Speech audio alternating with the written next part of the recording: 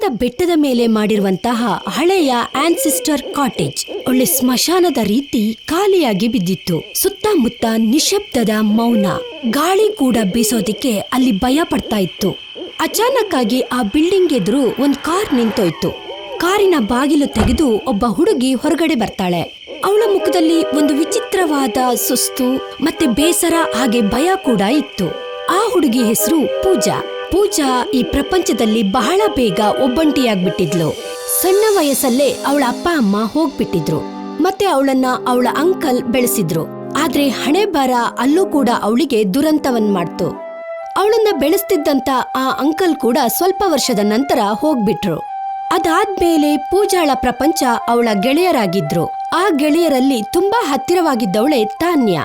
ತಾನ್ಯಾಳ ಸಾವು ಪೂಜಾಳಿಗೆ ತುಂಬಾ ಆಘಾತವನ್ನುಂಟು ಮಾಡಿತ್ತು. ಅವಳು ತನ್ನ ಮನಸ್ಸಿನ ಶಾಂತಿಗೋಸ್ಕರ ಈ ಆನ್ಸಿಸ್ಟರ್ ಕಾಟೇಜ್ಗೆ ಒಬ್ಬಂಟಿಯಾಗಿ ಬಂದಿದ್ದಾಳೆ. ಅದೇನು ಹೊಸ ಜಾಗ ಅಲ್ಲ, ಅವಳು ತನ್ನ ಬಾಲ್ಯವನ್ನ ಇಲ್ಲೇ ಕಳೆದಿದ್ಲು. ಪೂಜಾ ನಿಧಾನವಾಗಿ ಮನೆಯ ಮುಖ್ಯ ದ್ವಾರದ ಬಳಿ ಬಂದ್ಲು. ಅವಳು ಒಳಗಡೆ ಹೋದ್ಲು. ನಿಧಾನವಾಗಿ ತನ್ನ ಬ್ಯಾಗನ್ನಲ್ಲಿಟ್ಟು ತನ್ನ ಹಳೆಯ ರೂಮ್ ಕಡೆ ಹೋದ್ಲು. ಅವಳು ಮಂಚದ ಮೇಲೆ ಕುತ್ಕೊಂಡು ಕಣ್ ಮುಚ್ಕೊಂಡ್ಲು. ತಾನ್ಯಾಳ ನೆನಪು ಅವಳು ಸುತ್ತಮುತ್ತ ಸುಳಿತಾ ಇತ್ತು. ಅವಳು ಅಳ್ತಾ ಅಳ್ತಾ ಹಾಗೆ ನಿಧಾನವಾಗಿ ನಿದ್ರೆಗೆ ಜಾರ್ಬಿಟ್ಲು. ಅದು ಅವಳಿಗೆ ಗೊತ್ತೇ ಆಗಿಲ್ಲ. ರಾತ್ರಿ ಸುಮಾರು 12 ಗಂಟೆ. ಹೊರಗಡೆ ಮಳೆಯ ಶಬ್ದ ಬೆಟ್ಟದ ಮೌನವನ್ನ ಆವರಿಸ್ಕೊಂಡಿತ್ತು. ಆಗ ಬಾಗಿಲಿನಿಂದ ಒಂದು ಶಬ್ದ ಬರೋದಿಕ್ಕೆ ಶುರುವಾಯ್ತು. ಈ ತಣ್ಣನೆಯ ಶಬ್ದ ಪೂಜಾಳ ನಿದ್ರೆಯನ್ನ ಹಾಳು ಮಾಡ್ತು. ಅವಳು ಭಯದಿಂದ ಎಚ್ಚರಗೊಂಡ್ಲು. ಅವಳು ಹೆದರ್ಕೊಂಡು ಕಣ್ಬಿಟ್ಟು ಶಾಕ್ ಆಗಿ ನೋಡ್ತಾ ಇದ್ಲು. ಇಂಥ ರಾತ್ರಿಲಿ ಇಲ್ಲಿ ಯಾರು ಬರೋದಿಕ್ ಸಾಧ್ಯ?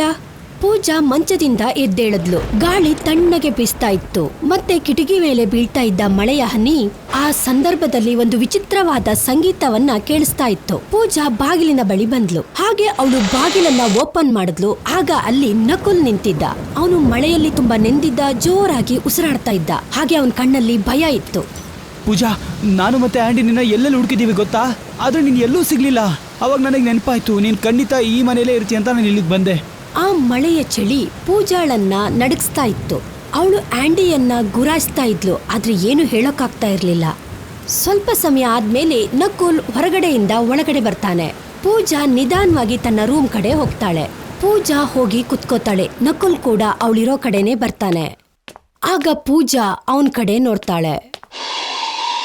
ಅವಳು ಜೋರಾಗಿ ಕಿರ್ಚ್ಕೋತಾಳೆ. ಯಾಕಂದ್ರೆ ನಕುಲ್ನ ಮುಖ ಸಾಧಾರಣವಾಗಿ ಇರ್ಲಿಲ್ಲ. ಅವನ ತ್ವಚೆಯಲ್ಲಿ ಗುಳ್ಳೆಗಳೆದ್ದಿದ್ವು. ಅವನ ಕುತ್ತಿಗೆಯ ಮಾಂಸ ನೇತಾಡ್ತಾ ಇತ್ತು.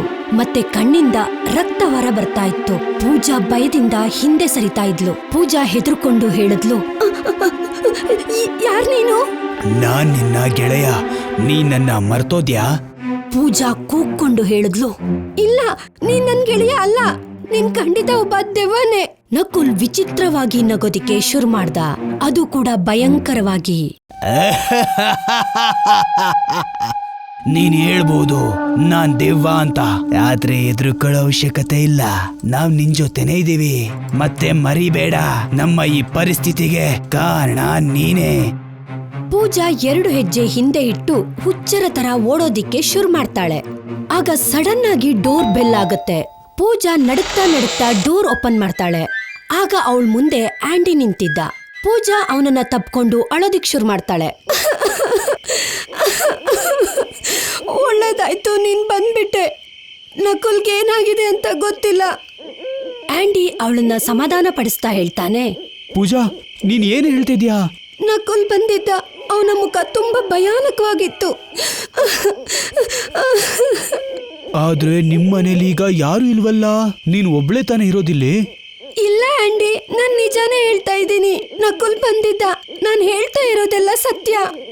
ಆಂಡಿ ಅವಳನ್ನ ನಿಧಾನವಾಗಿ ಗುರಾಯಿಸೋದಕ್ಕೆ ಶುರು ಮಾಡ್ದ. ಮತ್ತೆ ಶಾಂತ ಸ್ವರದಿಂದ ಹೇಳ್ತಾನೆ, ನನಗನ್ಸತ್ತೆ ನೀನು ಒಂಟಿತನ ನಿನ್ನ ಈ ರೀತಿ ಮಾಡ್ತಿದೆ. ಪೂಜಾ, ನೀನು ಮರ್ತೋಗಿದ್ಯಾ ಅನ್ಸತ್ತೆ. ನಕುಲು ಸತ್ತೋಗಿದ್ದಾನೆ. ಇದನ್ ಕೇಳ್ತಾ ಇದ್ದ ಹಾಗೆ ಪೂಜಾಳಿಗೆ ಶಾಕ್ ಆಗುತ್ತೆ. ಅವಳ ಉಸಿರು ನಿಂತೋಯ್ತು. 4 ಕಡೆ ಶಾಕ್ ಆಗಿ ನಿಂತ್ಕೊಂಡ್ಲು. ಪೂಜಾ ಸುಮ್ನೆ ತನ್ನ ರೂಮ್ ಕಡೆ ಬಂದ್ಲು. ಅಲ್ಲಿ ಈಗ ಯಾರೂ ಇರ್ಲಿಲ್ಲ. ಅವಳು ಹಾಗೆ ಕುತ್ಕೊಂಡ್ಲು. ಅವಳು ಹಾಗೆ ಒಂದ್ಸರಿ ಯೋಚನೆ ಮಾಡ್ತಾಳೆ, ತಾನೇನಾದ್ರೂ ಮರ್ತಿದ್ದೀನಾ ಅಂತ. ಹಾಗೆ ಸ್ವಲ್ಪ ಹೊತ್ತಿಗೆ ಪೂಜಾ ಕೂತಿದ್ದ ಜಾಗದಿಂದಲೇ ಕೂಗೋದಕ್ಕೆ ಶುರು ಮಾಡಿದ್ಲು. ಹಾಗೆ ಅವಳು ತನಗ್ ತಾನೇ ಹೇಳ್ಕೊಂಡ್ಲು, ನನ್ಗೇನು ನೆನ್ಪಾಗ್ತಾ ಇಲ್ಲ.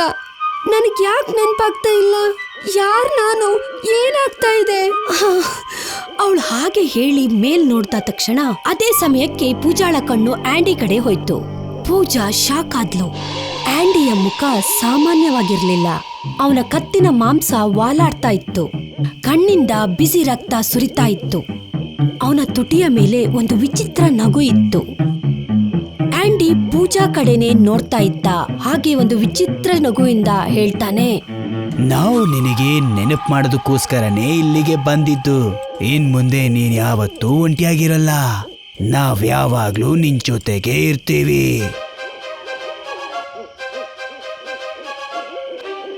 ಪೂಜಾಳ ಈ ಬಾರಿಯ ಕೂಗು ಬಹಳ ಜೋರಾಗಿತ್ತು. ಅದು ರೂಮಿಂದ ಹೊರಗಡೆವರೆಗೂ ಕೇಳಿಸ್ತಾ ಇತ್ತು. ಬಾಗ್ಲು ಇದ್ದಕ್ಕಿದ್ದಂತೆ ಓಪನ್ ಆಯ್ತು. ಆದ್ರೆ ಅಲ್ಲಿ ನಕುಲ್ ನಿಂತಿದ್ದ. ಅವನ ಭಯಂಕರವಾದ ರೂಪನ ನೋಡಿ ಪೂಜಾಳ ರೋಮಗಳೆಲ್ಲ ಎದ್ದು ನಿಂತ್ಕೊಂಡ್ವು. ಅವಳು ಏನಾದ್ರೂ ಮಾಡೋಣ ಅನ್ಕೊಳ್ಳೋಷ್ಟರಲ್ಲಿ ಅವಳ ಹಿಂದೆ ತಣ್ಣಗಿರುವ ಒಂದು ಕೈಯು ಅವಳನ್ನ ಮುಟ್ಟುತ್ತೆ. ಪೂಜಾ ತಿರುಗಿ ನೋಡಿದಾಗ ಅದು ಬೇರೆ ಯಾರೂ ಆಗಿರ್ಲಿಲ್ಲ, ತಾನ್ಯ ಆಗಿರ್ತಾಳೆ. ಅವಳು ವಿಚಿತ್ರವಾಗಿತ್ತು. ಅವಳ ಕಣ್ಣು ಕಪ್ಪಾಗಿತ್ತು. ನೋಡೋದಕ್ಕೆ ಭಯಂಕರವಾಗಿದ್ಲು. ಮತ್ತೆ ಅವಳು ಕತ್ತು ಒಂದು ಕಡೆ ವಾಲ್ಕೊಂಡಿತ್ತು. ಹಾಗೆ ಅವಳು ಪೂಜಾಳನ್ನೇ ನೋಡ್ತಾ ಇದ್ಲು. ಅವಳ ಕತ್ತು ಯಾರೋ ಮುರಿದು ಹಾಕಿರೋ ಹಾಗಿತ್ತು. ತಾನ್ಯ ಮಾತಾಡೋದಕ್ಕೆ ಶುರು ಮಾಡಿದ್ಲು. ನೀನ್ ಯಾವಾಗ್ಲೂ ಒಬ್ಬಂಟಿ ಅಲ್ಲ ಪೂಜಾ, ನಾವ್ ಯಾವಾಗ್ಲೂ ನಿಮ್ ಜೊತೆನೇ ಇರ್ತೀವಿ. ಪೂಜಾ ಪ್ರಜ್ಞೆ ತಪ್ಪಿ ಅಲ್ಲೇ ಕುಸ್ತು ಬಿದ್ದೋಗ್ತಾಳೆ. ಆ ರೂಮಿಗೆ ಕತ್ತಲೆ ಆವರಿಸ್ಕೊಳ್ಳುತ್ತೆ. ಅವಳು ಮೂರ್ಛೆ ಬಿದ್ದಿದ್ದ ಕಾರಣ ಅವಳು ಕಳೆದುಕೊಂಡಂತಹ ನೆನಪುಗಳು ಮತ್ತೆ ಬರುತ್ತೆ. ಆ 4 ಜನ ಪೂಜಾ, ತಾನ್ಯ, ಆಂಡಿ ಮತ್ತೆ ನಕುಲ್ ಒಟ್ಟಿಗೆ ಇದ್ರು. ಪೂಜಾ ಒಂದು ಹಳೆಯ ಬುಕ್ ಅನ್ನ ಓದ್ತಾ ಇದ್ಲು. ಅವಳ ಕಣ್ಣಿಂದ ಒಂದು ವಿಚಿತ್ರವಾದ ಬೆಳಕು ಕಾಣಿಸ್ತಾ ಇತ್ತು. ನೀನ್ ಯಾಕೆ ಯಾವಾಗ್ಲೂ ಈ ತರದ್ ಬುಕ್ ಅನ್ನೇ ಓದ್ತೀಯಾ? ನೀನ್ ಅನ್ಕೊಂಡಿರೋ ಹಾಗೆ ಏನೂ ಇಲ್ಲ. ನಿನಗೇನೂ ಗೊತ್ತಿಲ್ಲ. ಇದರಲ್ಲಿ ಒಂದು ಅದ್ಭುತ ಸಿದ್ಧಿ ಇದೆ. ಇದೊಂದ್ ರೀತಿ ವಿಚ್ ಕ್ರಾಫ್ಟ್. ಅಂದ್ರೆ ಇದರಿಂದ ಏನು ಉಪಯೋಗ? ಕೆಲವೊಂದು ವಿಚ್ ಕ್ರಾಫ್ಟ್ ನಮಗ್ ತೊಂದ್ರೆನೂ ಕೊಡುತ್ತೆ. ಇನ್ನು ಕೆಲವುಗಳು ನಮ್ಮ ಕನ್ಸನ್ನ ಪೂರ್ತಿ ಮಾಡ್ಕೊಡುತ್ತೆ.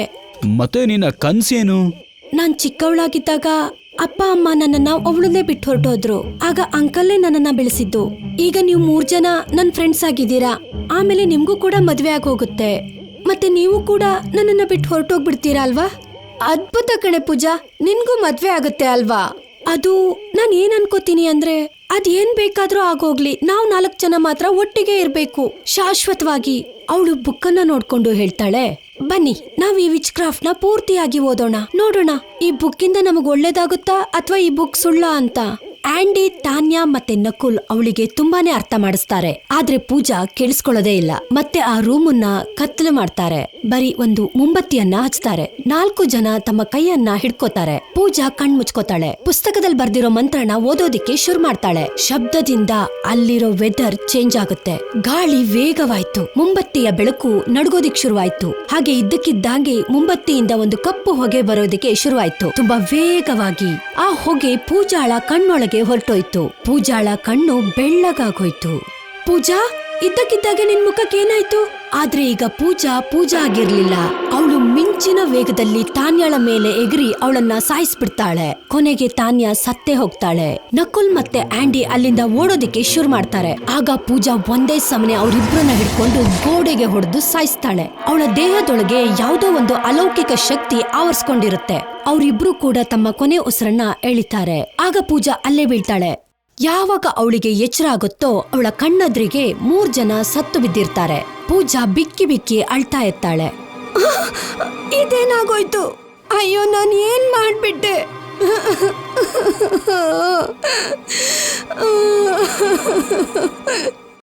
ಅದೇ ಕ್ಷಣ 3 ಹೆಣ ಎದ್ದು ನಿಂತ್ಕೊಳ್ಳುತ್ತೆ. ಮುಖ ವಿಚಿತ್ರವಾಗಿ, ಕಣ್ಣು ಭಯಂಕರವಾಗಿರುತ್ತೆ, ಶರೀರ ತಂಪಾಗಿರುತ್ತೆ. ಅವರ ತುಟಿ ಮೇಲೆ ವಿಚಿತ್ರವಾದ ನಗು ಇರುತ್ತೆ. ನಿನ್ನ ವಿಚ್ ಕ್ರಾಫ್ಟ್ ಪೂರ್ತಿಯಾಗಿದೆ. ಈಗ ನಾವೆಲ್ಲರೂ ಕೂಡ ಒಟ್ಟಿಗೆ ಇರಬಹುದು. ನಾವೀ ಪ್ರಪಂಚದಲ್ಲಿ ಇದ್ರೂ ಕೂಡ ಇಲ್ಲ, ಆದ್ರೆ ನೀನು ಮಾತ್ರ ಬದುಕಿರ್ತೀಯ. ಮತ್ತೆ ಯಾವತ್ತೂ ಕೂಡ ನೀನು ಒಂಟಿಯಾಗಿರೋಕ್ಕಾಗಲ್ಲ. ಪೂಜಾ ಜೋರಾಗಿ ಕಿರ್ಚ್ಕೊಂಡು ರೂಮಿಂದ ಹೊರಗಡೆ ಓಡೋದಕ್ಕೆ ಶುರು ಮಾಡ್ತಾಳೆ. ಆ ರಾತ್ರಿ ಅವಳ ಜೀವನ ಸುಲಭವಾಗಿರ್ಲಿಲ್ಲ. ಪೂಜಾಗೆ ಪ್ರಜ್ಞೆ ವಾಪಸ್ ಬರುತ್ತೆ. ಅವಳ ಕಣ್ಣಿಂದ ನೀರ್ ಬರೋದಿಕ್ಕೆ ಶುರುವಾಗುತ್ತೆ. ಅವಳ ಮುಂದೆ ಆ 3 ಜನರ ಶರೀರ ನಿಂತಿರುತ್ತೆ. ನಿನಗೆಲ್ಲ ನೆನ್ಪಾಗಿದೆ ಅನ್ಸುತ್ತೆ. ನೀನೇ ಅಲ್ವಾ 3 ಜನನ ಸಾಯಿಸಿದ್ದು. ನಾವೇಗ್ ನಿನ್ನಿಂದ ದೂರ ಆಗಿರೋಕ್ಕಾಗತ್ತೆ ಹೇಳು? ನೀನ್ ಯಾವಾಗ್ಲೂ ನಿನ್ ಒಂಟಿತನನ ಅನುಭವಿಸ್ತಾ ಇದ್ದೆ, ಆದ್ರೆ ಈಗ ನೀನ್ ಯಾವಾಗ್ಲೂ ಕೂಡ ಒಬ್ಬಂಟಿ ಅಲ್ಲ. ಪೂಜಾಳ ಕೂಗು ಕೊನೆ ಬಾರಿ ರೂಮ್ ಒಳಗೆ ಪ್ರತಿಧ್ವನಿಸ್ತಾ ಇತ್ತು. ಅವಳ ಕಣ್ಣು ಮೇಲ್ ನೋಡ್ತಾ ಇತ್ತು. ಅವಳು ಹಾಗೆ ಬಿದ್ದೋದ್ಲು ನೆಲದ ಮೇಲೆ. ಅವಳ ಶರೀರದಲ್ಲಿ ಒಂದು ಜೀವಂತವಾದ ಆತ್ಮನೇ ಇರ್ಲಿಲ್ಲ. ಅವಳು ಬದುಕಿದ್ರು ಕೂಡ ಬದುಕಿದ ರೀತಿ ಕಾಣಿಸ್ತಾ ಇರ್ಲಿಲ್ಲ. ಅವಳು ಗೆಳೆಯರ ಜೊತೆ ಇದ್ರೂ ಕೂಡ ಅವಳು ತುಂಬಾ ಏಕಾಂಗಿಯಾಗಿರ್ತಾ ಇದ್ಲು. ಒಂಟಿತನ ಅವಳಿಗೀಗ ಭಯ ಆಗಿರ್ಲಿಲ್ಲ. ಈಗ ಅವಳಿಗೆ ಅದೊಂದು ಹಣೆಬರವಾಗಿ ಬದಲಾಗಿತ್ತು. ಏಕಾಂಗಿ. ಬದುಕಿರೋರು ಸತ್ತಾಗಿರ್ತಾರೆ, ಸತ್ತವರು ಯಾವಾಗ್ಲೂ ಜೊತೆಗೆ ಇರ್ತಾರೆ.